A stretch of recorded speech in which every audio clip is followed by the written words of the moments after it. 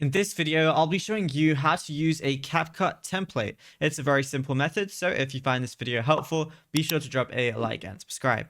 Now, you can do this on any phone or tablet you have, and you can also do it on PC as well.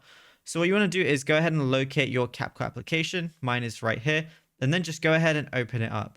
Now, once you're here, you're going to see a lot of different things, but on the bottom, you're going to see a few different tabs. So there's Edit, Templates, AI Lab, and more. So all you want to do is go ahead and click Templates right here, and you're going to be able to see a lot of different templates. So as you can see, I have this one. There's this one. Basically, you can scroll through and find any template that you want to go ahead and use. You can even search CapCut as well. So I can just do something like free templates. Your templates are basically going to be showing you exactly how long they're going to be. And on the bottom, right above use template, it's also going to show you how many clips that you're going to have to use as well, which is really cool. So if you're not amazing at editing or you're running short on time, you could just go ahead and use a CapCut template because they're really underrated. There's a lot you can use. Some are not so great, but some are really good too.